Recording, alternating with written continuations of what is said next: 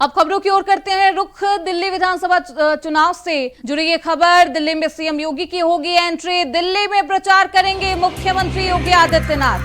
CM योगी की ताकत BJP का ब्रह्मास्त्र बना है। हरियाणा महाराष्ट्र के बाद दिल्ली में एंट्री होगी। बीजेपी गदगद हुई है, विरोधियों में खलबली है। योगी मतलब जीत की गारंटी। दिल्ली में चलेगा बटेंगे तो कटेंगे। 22 जनवरी से 1 फरवरी तक करेंगे प्रचार। 25 जनवरी को 3 जनसभा करेंगे योगी आदित्यनाथ। 28 जनवरी को 4 जनसभाएं करेंगे योगी।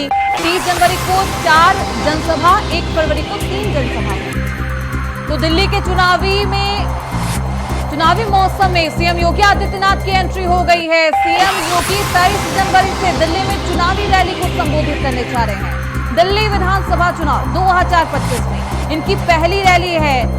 भाजपा ने उनकी 14 रैलियां आयोजित की है, जहां वे हुंकार भरते हुए नजर आएंगे। महाकुंभ के अपने बिजी शेड्यूल के बीच सीएम योगी आदित्यनाथ की रैलियों पर खास तौर से सबकी नजर होगी। सीएम योगी आदित्यनाथ शाहदरा, किरारी, द्वारका, बिजवासन, पालम, राजेंद्र नगर और बाकी जो तमाम सीटें हैं उस पर वो चुनावी रैली करते हुए नजर आएंगे। आखिर दिल्ली में सीएम योगी की चुनावी रैली की चर्चा क्यों हो रही है? इनकी रैली गणित की भाषा भी समझते हैं, इसके लिए हरियाणा और महाराष्ट्र की चुनावी रैली को समझना होगा। सीएम योगी आदित्यनाथ ने हरियाणा की 14 विधानसभा सीटों पर प्रचार किया था। इनमें से 9 विधानसभा सीटों पर भाजपा ने हरियाणा में जीत दर्ज की थी। शानदार जीत हासिल की थी, यानी कि सक्सेस रेट की बात करें तो 64% से भी ये ऊपर रहा। महाराष्ट्र विधानसभा में सीएम योगी आदित्यनाथ ने 30 सीटों पर हुंकार भरी थी, जिनमें से 22 सीटें भाजपा के नाम रही। यहां भी सक्सेस रेट बेहद ऊपर है, 80% से ज्यादा ये रेट है, यानी कि उनकी मौजूदगी मतलब जीत की गारंटी बनती दिखाई दे रही है। महाराष्ट्र विधानसभा चुनाव में सीएम योगी आदित्यनाथ ने हुंकार भरा था, वहां पर 30 रैलियां सीएम योगी आदित्यनाथ की थी और 22 सीटों पर बीजेपी को वहां पर जीत मिली थी। तो सक्सेस रेट 85% रहा और ऐसे में दिल्ली विधानसभा चुनाव में भी सीएम योगी आदित्यनाथ हुंकार भरेंगे। 14 सीटों के लिए वो चुनावी रैली करेंगे।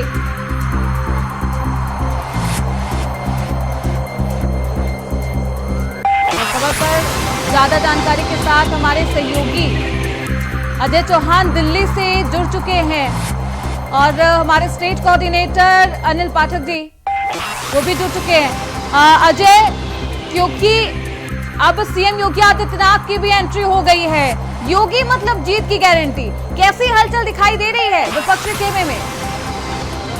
बात करें योगी आदित्यनाथ जी की तो कहीं ना कहीं जब यहाँ भी वो पहुंचते हैं तो वो भाजपा को जीत जरूर दिलाते हैं और लगातार कहीं जब चुनाव होते हैं बीजेपी के तो योगी आदित्यनाथ की डिमांड, क्योंकि हर राज्य का यही चाहता है योगी जी आए और इस राज्य में चुनाव प्रचार करें। तो वही दिल्ली की अगर बात करें, दिल्ली के अंदर भी योगी आदित्यनाथ की करीब 15 रैलियों को संबोधित कर सकते हैं। 14 जिलों में है तो लगातार कहीं ना कहीं योगी आदित्यनाथ की जिस तरह से रैलियां ताबड़तोड़ की जाएंगी तो कहीं ना कहीं विपक्ष इस चीज से घबराया हुआ है। वहीं बीजेपी बात करें तो आम आदमी पार्टी की तो उनकी तरफ से सवाल खड़ा किया जा रहा है बार बार, क्योंकि योगी आदित्यनाथ जहाँ जहाँ जाते हैं वहाँ जीत संभव नहीं होती है। तो ऐसे में आम आदमी पार्टी और कांग्रेस कहीं न कहीं परेशान है, क्योंकि ये चाहती है अगर योगी जी आते हैं, क्योंकि उन्होंने उनका रिजल्ट देखा है। हरियाणा में बात करें या महाराष्ट्र में बात करें तो जहाँ जहाँ उन्होंने रैली किए हैं वहाँ उनकी सीट जरूर जीत के आई है। तो ऐसे में योगी आदित्यनाथ की जो ताबड़तोड़ रैलियां हैं, 23 तारीख की बात करें तो द्वारका से लेकर कई जगह ऐसी सीट है जहाँ पर उनका रैलियां की जाएंगी। उसके बाद लगातार उनकी अलग अलग एरिया में जो रैलियां होंगी तो जो हॉट सीट है नई दिल्ली में, तो ऐसे में योगी आदित्यनाथ दिल्ली में अगर एंट्री करते हैं तो भाजपा को साथ कहीं न कहीं काफी बढ़त मिल सकती है। यानी कि बीजेपी का मनोबल तो बढ़ेगा। 26 साल हो गए हैं लेकिन अभी तक दिल्ली की सत्ता पर बीजेपी काबिज नहीं हो पाई है। 26 साल से ये दूरी है, क्या कम हो पाएगी देखना बेहद दिलचस्प होगा। मनोबल भी बढ़ेगा और जो जहां भी सीएम योगी आदित्यनाथ जिस सीट पर भी चुनावी हुंकार भरते हैं वहां पर जीत की गारंटी तय होती है। हमारे साथ हमारे यूपी के स्टेट कोऑर्डिनेटर मौजूद है अनिल जी। अब दिल्ली विधानसभा चुनाव में भी सीएम योगी आदित्यनाथ हुंकार भरेंगे, ऐसे में क्योंकि बटेंगे तो कटेंगे ये बयान खूब चर्चा में रहा, क्या दिल्ली में भी जाकर इस तरीके के बयान देते हुए सीएम योगी आदित्यनाथ नजर आएंगे। देखिए प्रति मुख्यमंत्री योगी आदित्यनाथ जो हैं वो हिंदुत्व की हुंकार हैं और बटेंगे तो कटेंगे की ललकार है। दिल्ली चुनाव में भी एक बार फिर योगी आदित्यनाथ अपनी इस ललकार के साथ दाखिल होने वाले हैं। जिस तरह से हम देखते हैं महाराष्ट्र का चुनाव हो या फिर हरियाणा का चुनाव हो, जहां पर मुख्यमंत्री योगी आदित्यनाथ गए वहां जीत हासिल हुई। जीत की गारंटी बन चुके हैं उत्तर प्रदेश के मुख्यमंत्री योगी आदित्यनाथ और उसी हथकंडे को, उसी रणनीति के तहत भारतीय जनता पार्टी ने मुख्यमंत्री योगी आदित्यनाथ को दिल्ली चुनाव में उतार दिया है। जो खबर आ रही है कि ताबड़तोड़ ऐसी सीटें जहां पर मुस्लिम वोटर हैं वहां पर हिंदुत्व कार्ड खेलने के लिए मुख्यमंत्री योगी आदित्यनाथ चुनावी सभाएं करेंगे।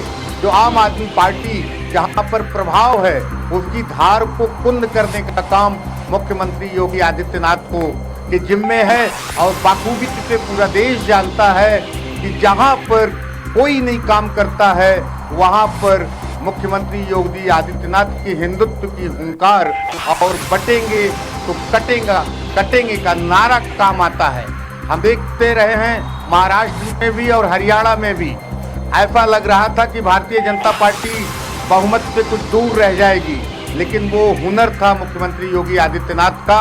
अंतिम क्षण में उन्होंने पूरे समीकरण को बदल दिया और हिंदुत्व का जो धार था उसको तेज करने का काम किया। बिल्कुल, जात पात धर्म के नाम पर ना बटे और ऐसे में ना कटे, इस तरीके की बयानबाजी सीएम योगी आदित्यनाथ ने काफी दी। और हरियाणा और महाराष्ट्र में भी इसी बयान के दम पर जीत भी हासिल की गई है। लेकिन क्या 26 साल का सूखा खत्म हो पाता है? देखना बेहद दिलचस्प होगा। अजय, कहां पर चुनावी हुंकार भरते हुए नजर आएंगे दिल्ली विधानसभा चुनाव में सीएम योगी आदित्यनाथ? योगी आदित्य की बात करें तो पूरे 14 जिले हैं। 14 जिलों के अंदर लगातार उनकी रैलियां की जाएंगी क्योंकि हॉट सीट जहां पर जाता है वहां पर योगी आदित्यनाथ को उतारा जा रहा है। और देखना भी होगा क्योंकि योगी आदित्यनाथ ही जहां जाते हैं उनकी डिमांड होती है और जनता उनको सुनने आती है क्योंकि वो सभी को एक साथ लेकर चलते हैं। जो उनका नारा है वो लगातार काफी योगी आदित्यनाथ डिमांड यहाँ इंडिया में नहीं बाहर भी होती है। तो देखिए दिल्ली बीजेपी को जीतना है और ऐसे में बीजेपी के जितने बड़े लीडर हैं सबसे ज्यादा योगी आदित्यनाथ है क्योंकि सबसे ज्यादा रैलियां दिल्ली के अंदर है। यूपी का जो व्यक्ति है बहुत ज्यादा है भी यहाँ पर है और योगी आदित्यनाथ को सुनने के लिए हर कोशिश की जाएगी कि पहुंचते हैं क्योंकि वो चाहते हैं योगी जी आए क्योंकि जो कहते हैं वो करते हैं। उनका जो फैसला होता है वो जनता के हित का होता है। वो किसी का जात पात को लेकर नहीं चलते हैं, वो सभी को साथ लेकर चलते हैं। ऐसे में जो विपक्ष दल है इस समय घबराए हुए हैं और कहीं ना कहीं उल्टी सीधे बयानबाजी भी की जा रही है। तो ऐसा देखना होगा कि योगी आदित्यनाथ दिल्ली में अगर आ गए और उनकी जब रैलियां की जाएंगी तो आगे क्या रणनीति होगी। तो बीजेपी पूरी तरह से तैयारी कर चुके हैं कि योगी आदित्यनाथ की पूरी जगह हर जगह रैली की जाए क्योंकि 70 विधानसभाएं हैं, 14 जिले हैं। तब देखना ये होगा कि उनकी जो रैलियां है कहाँ होंगी। लेकिन द्वारका से लेके और पूरी दिल्ली परबतगंज करें, आज के की बात करें, नई दिल्ली की बात करें या करोल बाग की बात करें, तो ऐसी कई जगह है।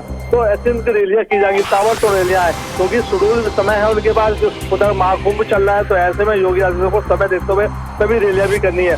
तो दिल्ली का कहीं ना कहीं इस बार का जो मूड है कहीं ना बदलने वाला है और चुनावी जो रणनीति है वो भी शायद बदल सकती है इस बार।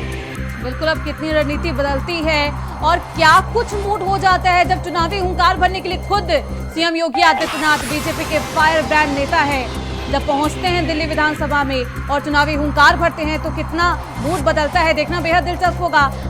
अनिल जी, क्योंकि अब 26 साल के सूखे को खत्म करने के लिए बीजेपी ने अपना ब्रह्मास्त्र निकाल दिया है, क्या वो कामयाब रह पाएगी? देखिए प्रति बड़ी अच्छी टाइमिंग है कि एक तरफ प्रयागराज में महाकुंभ चल रहा है, देश ही नहीं विदेश के लोग प्रयागराज पहुंच रहे हैं, संगम नगरी में स्नान कर रहे हैं। कल संगम तट पर जो है यूपी कैबिनेट की बैठक होगी और बड़ा निर्णय लिया जाएगा एक धार्मिक कॉरिडोर को लेकर के। एक संदेश होगा पूरे देश में और ठीक दूसरे दिन और दिल्ली में योगी आदित्यनाथ की रैली अपने आप में एक संदेश होगी। हिंदुत्व का ये कार्ड होगा, बटेंगे तो कटेंगे के नारे पर ये मोहर लगाने का काम करने के लिए मुख्यमंत्री योगी आदित्यनाथ जो है दिल्ली में रैलियां करेंगी। तो जाहिर सी बात है एक बड़ा संदेश होगा क्योंकि जिस तरह से महाकुंभ को लेकर के जो प्रसिद्धि हासिल हो रही है उत्तर प्रदेश सरकार को, खासकर मुख्यमंत्री योगी आदित्यनाथ को, तो उस पर मोहर लगने का काम दिल्ली में होगा। अब दिल्ली की जनता कितना तवज्जो देती है ये तो मतगणना के बाद पता चलेगा, लेकिन माहौल बनाने का काम मुख्यमंत्री जिस तरह से माहौल बनाने का काम करेंगे वो खासकर आम आदमी पार्टी और कांग्रेस के लिए वो घातक साबित हो सकता है। बिल्कुल, अब बीजेपी का ये ब्रह्मास्त्र कितना कारगर साबित होता है और सीएम योगी आदित्यनाथ की हुंकार कहां तक पहुंचती है देखना बेहद दिलचस्प होगा। बहुत शुक्रिया अनिल जी आपका इन तमाम जानकारियों के लिए। अजय चौहान जी आपका इन तमाम जानकारियों के लिए। आप निगाह बनाए रखिए। तो दिल्ली का दंगल, अब सीएम योगी आदित्यनाथ इसकी कमान संभालेंगे और चुनावी हुंकार भरते हुए 14 जिलों में नजर आएंगे। खबरों बढ़ते आगे, लखनऊ से बड़ी खबर सामने आ रही है। वक्फ बोर्ड संशोधन अधिनियम के तहत जेपीसी की बैठक की गई है। संशोधन बिल पर सुझाव ले रही है जेपीसी। शिया वक्फ बोर्ड ने रखा है अपना पक्ष। मीटिंग के बाद दानिश अंसारी का बयान। सांसद इमरान मसूद ने सरकार पर निशाना साधा है। गोमती नगर के सेंट्रल होटल में बैठक का आयोजन किया गया है। जगदम्बिका पाल की अध्यक्षता में हो रही है बैठक। बैठक में महत्वपूर्ण मुद्दों पर भी चर्चा। शिया वक्फ बोर्ड ने अपना पक्ष रखा है।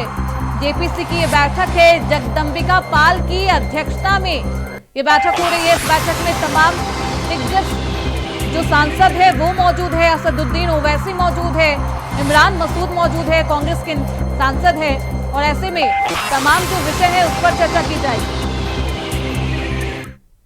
वहीं दिल्ली से बड़ी खबर सामने आ रही है। दिल्ली चुनाव से पहले आम आदमी पार्टी को झटका लगा है। आम के कई नेता बीजेपी में शामिल हो गए। आम आदमी पार्टी के कई नेता बीजेपी में शामिल हो गए हैं। रेखा रानी, विजेंद्र चौधरी बीजेपी में शामिल हुए हैं। श्री दत्त शर्मा, शिल्पा कौर ने थामा है बीजेपी का दामन। मनोज तिवारी ने इन्हें बीजेपी में शामिल कराया है। तो दिल्ली विधानसभा चुनाव से पहले आम आदमी पार्टी को यह झटका लगा है। आम आदमी पार्टी के कई नेता बीजेपी में शामिल हुए। उनके साथ का सम्मान करेंगे। भाई विजेंद्र चौधरी जी, आपने भारतीय जनता पार्टी के साथ चलने का फैसला किया। हम हमेशा आपकी सोच का, भारतीय जनता पार्टी की नीतियों के अनुरूप आपका स्वागत करेंगे, सम्मान करेंगे। इनके क्षेत्र में सबसे ज़्यादा पार्षदों ने भारतीय जनता पार्टी ज्वाइन कर लिया है। हमारे हर्ष जी ने जितनी बातें कही हम उनके साथ एसोसिएट करते हैं। अजय महावर जी के क्षेत्र से ही श्रीदत्त शर्मा जी हैं। हमारी लोकसभा, अजय महावर जी की विधानसभा और वहीं से विजेंद्र जी। मंच पे भी हमारे बहुत साथी, हमारे जिले के अध्यक्ष पूनम चौहान जी विशेष तौर से सारे काम छोड़ करके आई हैं। हमारे उस मंडल जहां से रेखा रानी जी पार्षद हैं उसके मंडल अध्यक्ष भुवनेश सिंघल जी उपस्थित हैं। हमारे विनोद जैस जी, हमारे भारतीय जनता पार्टी जिले के उपाध्यक्ष, वो स्वयं उपस्थित हैं। नीरज पाठक जी, जिनका बड़ा सहयोग रहा अतुल जैन जी को हमारी पार्टी के साथ जोड़ने में, उनका धन्यवाद करता हूं। राजकुमार बल्लन जी, हमारे भाई महक सिंह जी, आप दोनों यहाँ उपस्थित हैं। महक सिंह जी है ना, और हमारे राजीव बब्बर जी भी हैं। तो और साथ में जितने लोग आए हैं, आप सब लोगों का हम स्वागत करते हैं।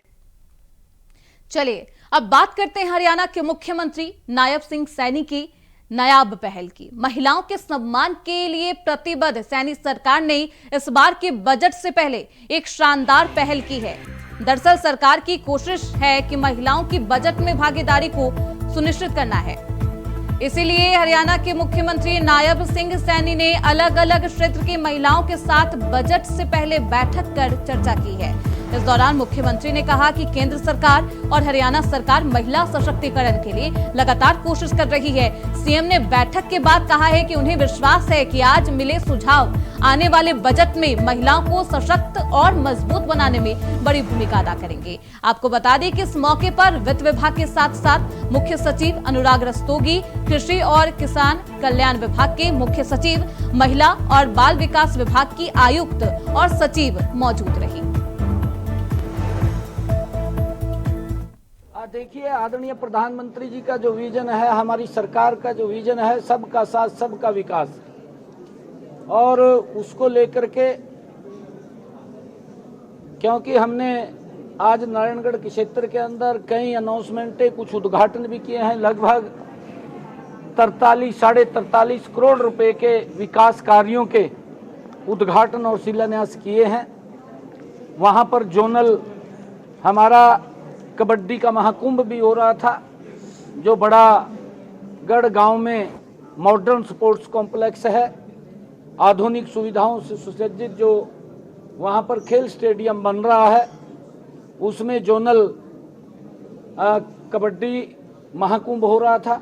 उसके अंदर भी मुझे जाने का अवसर मिला। उन वहाँ के जो खिलाड़ी फर्स्ट, सेकंड और थर्ड आए हैं, उनको इनाम देने का और उनसे मिलने का मुझे अवसर मिला है, क्योंकि हरियाणा खेलों की धरती है, ये जवानों की धरती है, ये किसानों की धरती है। यहाँ पर हमारा मजबूत किसान भी है, हमारा यहाँ पर मजबूत जवान भी है, हमारा यहाँ पर मजबूत खिलाड़ी भी है, युवा है, जिसने पूरी दुनिया में हरियाणा के झंडे गाड़े हुए हैं। हमारी जो स्पोर्ट्स पॉलिसी है, उस पॉलिसी के तहत युवाओं को निरंतर आगे बढ़ाने का हमारी सरकार काम कर रही है। अलग अलग वर्गों से उनके सुझाव आमंत्रित किए जा रहे हैं। हमने सबसे पहले गुरुग्राम के इंडस्ट्रियलिस्ट से बातचीत किया, सीए से बातचीत किया, फिर हमने हिसार के अंदर किसान एग्रीकल्चरिस्ट से बात किया, उनके सुझाव लिए, और फिर हमने जो हमारे एफपीओज हैं उन किसानों से हमने बात किया। हमने जो प्राकृतिक खेती करने वाले और जो किसान हॉर्टिकल्चर के अंदर काम कर रहे हैं, ऐसे सब किसानों के सुझाव हमने प्री बजट के अंदर आमंत्रित किए थे। बहुत अच्छे सुझाव दिए हैं। वहीं यूपी की सियासत अब सीटों की चर्चा से परे शरीर और फिटनेस की चर्चा पर गर्म हो चली है। पिछले दिनों समाजवादी पार्टी के राष्ट्रीय अध्यक्ष अखिलेश यादव ने हरिद्वार में गंगा स्नान करते वक्त फोटो पोस्ट की थी, तो समर्थक अखिलेश यादव की बॉडी देख उन्हें हीरो कहने लगे थे। सोशल मीडिया पर अखिलेश की फिटनेस से भाजपा के कई बड़े नेताओं की फिटनेस की तुलना होने लगी। अखिलेश के समर्थक भाजपाइयों पर तंज कसने लगे, लेकिन अब भाजपा महामंत्री और एमएलसी सुभाष यदुवंश ने अखिलेश की बॉडी को एडिटेड बॉडी करार दे दिया है। सुभाष यदुवंश बोले कि अखिलेश यादव जी की बॉडी कैमरा एंगल और एडिटिंग का कमाल है। असल में उनका शरीर कैसा है, ये उनकी पुरानी तस्वीरों में सबको पता चल जाएगा। मुझे ये बात पता नहीं थी, लेकिन अभी 1-1.5 घंटे पहले मैंने देखा सोशल मीडिया पे काफ़ी पोस्ट पड़ी थी, कुछ लोगों ने हमें लिंक भी भेजा उसका। तो हमारा बस इतना ही कहना है कि समाजवादी पार्टी को और माननीय अखिलेश यादव जी को ये ध्यान रखना चाहिए कि बॉडी बनाना कोई बुरी बात नहीं है, ये व्यक्तिगत विषय है, लेकिन एडिटेड बॉडी बनाना ये ठीक नहीं है। एक बार तो लोहिया के सिद्धांतों को एडिट करके और उसमें समाजवाद की जगह परिवारवाद को बड़ी सफलतापूर्वक सैफई वालों ने फिक्स कर दिया, लेकिन अब कंधे के ऊपर की बॉडी एडिट करके नहीं, इसीलिए कुछ लोगों ने उनकी बॉडी उन्हीं के फेसबुक पेज से उठा करके डाली है, जो उनके दिखाए जाने वाले तस्वीर से सर्वथा भिन्न है। तो जब आप एक तरफ से करेंगे तो बाकी लोग भी कुछ तो डालेंगे ही। कि फेसबुक पर है ऐसा, तो मुझे लोगों ने भेजा बाद में, मैंने सब देखा, और ये उन्हीं के जो दूसरी वाली तस्वीरें आई हैं उनकी 2, तो वो उन्हीं के फेसबुक से निकाली गई। मुझे तो ऐसा लगता है उन्हीं की तस्वीरें देख। फिलहाल इसी के साथ इस बुलेटिन में बस इतना ही। देखते रहिए इंडिया वॉइस।